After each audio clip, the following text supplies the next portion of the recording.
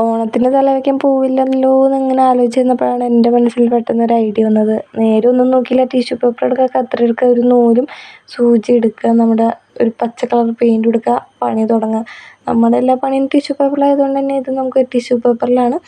Tissue paper എടുക്കുക, രണ്ടാക്കി മടക്കുക, കത്രിക എടുക്കുക, നേരെ അങ്ങോട്ട് വെട്ടിക്കളയുക കേട്ടോ. സൂക്ഷിച്ച് വേണം വെട്ടാൻ, ധൃതി കൂടിയാൽ കയറി ഇറങ്ങിയും പോകും. അത് ഇതുപോലെ അങ്ങനെ വെട്ടിയെടുത്ത പേപ്പറിന് നമ്മൾ ഒരുമിച്ച് വെച്ചിട്ട് പിന്നെ അതിനെ ഒന്നുകൂടിയും കട്ട് ചെയ്യുക. അങ്ങനെ ഒരു ടിഷ്യൂ പേപ്പറിനെ നമ്മൾ 4ആക്കി മുറിച്ചെടുക്കുക കേട്ടോ. മുറിച്ചെടുത്ത പേപ്പറെല്ലാം ഒരുപോലെ വെച്ചിട്ട് അങ്ങാടും ഇങ്ങാടും തലങ്ങും വിലങ്ങും മടക്കി കൊടുക്കുക. അതായത് നമ്മൾ ഈ പണ്ട് തുമ്പീനൊക്കെ ഉണ്ടാക്കൂലേ, അതുപോലെ അങ്ങാടും ഇങ്ങാടും മടക്കി കൊടുക്കുക. സൂക്ഷിച്ചാണ് മടക്കാൻ, ചെറുതാക്കി മടക്കിയാൽ അത്രയും നല്ലത്. അവസാനം നമ്മുടെ മടക്കിയതിൻ്റെ രണ്ടറ്റവും നമ്മളൊന്ന് റൗണ്ട് ഷേപ്പിലൊന്ന് കട്ട് ചെയ്തെടുക്കുന്നുണ്ട് കേട്ടോ. ചെറുതാക്കി കട്ട് ചെയ്താൽ അത്രയും നല്ലത്. എന്നാലും അത്യാവശ്യം വലിപ്പം വേണേ. കട്ട് ചെയ്ത സാധനം നമ്മൾ നിവർത്തിയെടുക്കുന്നു. അപ്പം നമുക്ക് ഇതാ കിട്ടിയൊരു നാനാ പോലത്തെ ഒരു സംഭവം. വാവ്, എന്തല്ലേ. മെല്ലെ എടുക്കണം, ടിഷ്യൂ പേപ്പർ ആയതുകൊണ്ട് തന്നെ കീറിപ്പോകാനുള്ള സാധ്യത വളരെയധികം കൂടുതലാണ്.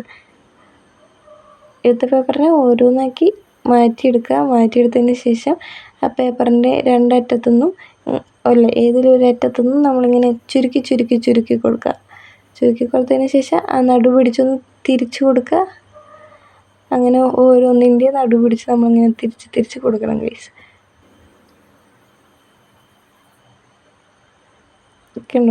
അധികമായിട്ട് തിരിക്കണ, കുറച്ച് തിരിച്ചാലും മതി, എന്നാലും നല്ല ഭംഗിയില്ല നമുക്ക് കിട്ടും കേട്ടോ. അങ്ങനെ തിരിച്ച സാധനങ്ങളെല്ലാം എല്ലാ പൂവും നാനായെടുത്ത് നമ്മൾ തിരിച്ച് കൊടുത്ത് അവസാനം എന്ത് ചെയ്യും, പണിപ്പുരയിലെ ലാസ്റ്റ് പരിപാടിയിലേക്കാണ് നമ്മൾ കിടക്കുന്നത്. കുറേ നേരം ചെയ്ത് കഴിയുമ്പോഴത്തേനും മടി പിടിക്കുമെങ്കിലും അവസാനത്തെ ഫൈനൽ ലുക്ക് കാണാൻ എല്ലാവരേക്കാളും ആകാംക്ഷ എനിക്കായതുകൊണ്ട് ഞാനത് കംപ്ലീറ്റ് ചെയ്തു ഗൈസ്. അങ്ങനെ മുല്ലപ്പൂവിൻ്റെ ചുരുട്ടൽ പരിപാടിയുടെ ഏറ്റവും അവസാന ഘട്ടത്തിലേക്കാണ് നമ്മൾ പോയിക്കൊണ്ടിരിക്കുന്നത്. നമ്മുടെ ലാസ്റ്റത്തെ ഒരു പീസാണ് ഇതങ്ങനെ മടക്കി കൊടുക്കുക. മടക്കിയതിന് ശേഷം ഇതിനകത്ത് പെയിൻറ്റ് അടിക്കാനായിട്ട് ഒരു പാത്രം എടുക്കുക. അതിനകത്തേക്ക് കുറച്ച് വെള്ളം ഒഴിക്കുക. പിന്നെ നമ്മുടെ ഏത് കളർ എടുക്കുന്നത്, അതായത് നമ്മൾ പച്ച കളറാണല്ലോ എടുത്തേക്കണേ മുല്ലപ്പൂവിന് കൊടുക്കാനായിട്ട്. അപ്പോൾ പച്ച കളർ എടുക്കുക, ഒരു പൂ എടുക്കുക, അതിൻ്റെ നടു പിടിച്ച് ഇങ്ങനെ പെയിൻ്റ് ആക്കി കൊടുക്കുക കേട്ടോ. എല്ലായിടത്തും കൃത്യമായിട്ട് പെയിൻ്റ് ആവണമെന്നുണ്ടോയെന്ന് നമ്മൾ നോക്കേണ്ടതുണ്ട് ഗൈസ്. അങ്ങനെ ഓരോന്നും ഇങ്ങനെ ആക്കി എടുത്തു കൊടുക്കുക കേട്ടോ. അങ്ങനെ ഫൈനലി ഇത് എല്ലാത്തിലും അങ്ങനെ പെയിൻ്റ് ആക്കിയിട്ട് വെച്ചിട്ടുണ്ട്. ഇനി അടുത്തത് നമുക്ക് സൂചിയിൽ അത് ഓരോന്നായിട്ട് ഇങ്ങനെ കോർത്തെടുക്കാം. അങ്ങനെ ആദ്യത്തെ മുല്ലപ്പൂ എടുത്ത് കോർത്തു, രണ്ടാമത്തെ എടുത്ത് കോർത്തു. അപ്പോഴത്തേനും എനിക്ക് തലയിൽ വെച്ച് വെക്കാൻ നല്ല രസമുണ്ട് അത് കാണാൻ. അപ്പോൾ തലയിൽ വെച്ച് വെക്കാൻ ആഗ്രഹമായിരുന്നു, തലയിലൊക്കെ വെച്ച് വെക്കുന്നുണ്ട് കേട്ടോ. അപ്പോൾ ചോര കണ്ട് തുടങ്ങി, സൂചി കയ്യിലൊന്ന് ചെറുതായിട്ട് പണിയാവുന്നതാണ്. അങ്ങനെ മുല്ലപ്പൂവിൻ്റെ നമ്മൾ ഫൈനൽ പണിയിലേക്ക് കഴിഞ്ഞു. ലാസ്റ്റായിരുന്നു, അത് കോർത്തു. അത് കഴിഞ്ഞിട്ട് നൂല് അവസാനം ഒന്ന് കെട്ടിട്ട് കൊടുക്കാവേ. കെട്ടിടാൻ കുറച്ച് പാടുണ്ടെങ്കിലും കുഴപ്പമുണ്ടായിരുന്നില്ല. അവസാനം കെട്ടൊക്കെ ഇട്ടു.